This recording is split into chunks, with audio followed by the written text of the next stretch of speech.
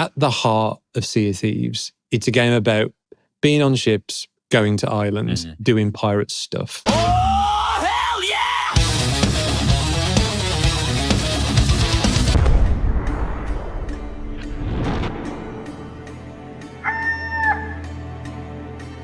Hey, you beautiful Buccaneers, Falcore here. So everybody gather round, get close, come in, because this one's going to be a good one. So for the most recent Sea of Thieves podcast, and I don't say this lightly, was actually one of the best they've done in quite some time. Now, you guys know me, I watch every single one of these things, picking apart every word, every slip-up, every little oops, we didn't mean to say that, looking for clues about what's coming next. But lately, it's been, well, let's just say, a lot of filler, a lot of remember when we messed up that one time, and not much about the future. But this one was different. Sure, there was still plenty of talk about mistakes, but they actually peeled back the curtain just a little bit. We got some transparency about how development is going, and it's starting to make sense why things feel the way they do right now. Because let's face it, right now, things in Sea of Thieves feel a little, dire, especially if you're a long-time player like myself. For newer pirates jumping in though, oh, they're having the time of their lives. They've got a buffet of content, tall tales, world events, new faction systems, but for us veterans who've been sailing since the early days, it's been feeling kind of stale. We get new updates, we jump in, and it's fun for a week or two, but then we just drift right back to the same old gameplay we've had since launch. We're still sailing the same seas, still manning the same ships, still hoarding mountains of gold with barely anything to spend it on, and yet somehow, the player base remains somewhat strong, which honestly says a lot about how magical this game still is. But even the most loyal pirates can't live on nostalgia forever.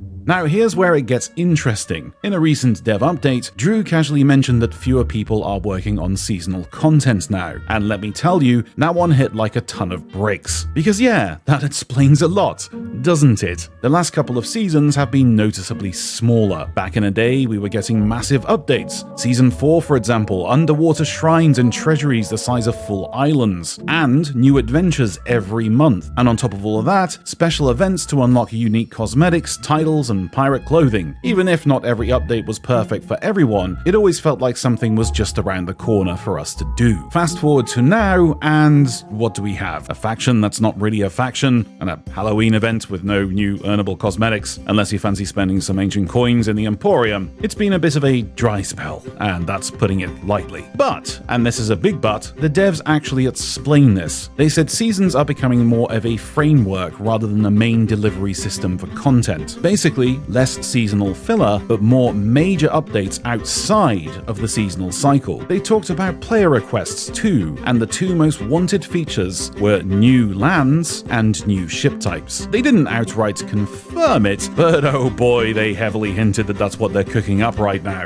And that right there, that's exciting. This is why content has been slow. It's not that the devs aren't doing anything, it's that they're shifting gears. Seasons will keep us ticking along, but the real juicy stuff, the big expansions, the major shakeups, will happen outside of the seasonal structure. Think of it a little like Season 9, for those of you who remember. The season itself didn't bring a ton of new stuff beyond a chest of fortune, but then all of a sudden out of nowhere, boom, the Monkey Island Tall Tales dropped mid-season. That's the kind of model we're likely to see going forward. Imagine a new season dropping, setting the tone, and then a few weeks later, a brand new region or an entirely new ship class sails in. So rather than bringing out a season and then say every month bringing out a new adventure, which takes a lot of resources and time from the development team, the seasonal content itself is going to be very limited, but as that season progresses, the game is going to expand.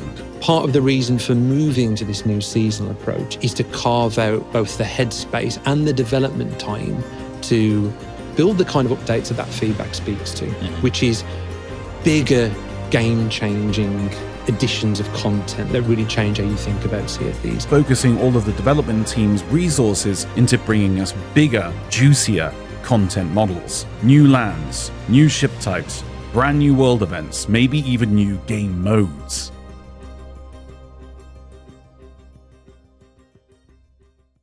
So yeah, that's where we're at. Things might feel slow right now, and you'd be right, but it sounds like they're battening down the hatches for something bigger, something worth the wait. And as much as I have, and I'm sure you have too, have been frustrated with the pace lately, hearing that they're focusing on larger game-changing content instead of smaller seasonal tidbits, that's the kind of direction I can get behind. Anyway, that's about it for this one, just a little update to keep you all in a loop. Nothing too fancy, but if you enjoyed this little chinwag, don't forget to boop that thumbie and tickle that subby. And until next time folks, stay safe and happy sailing.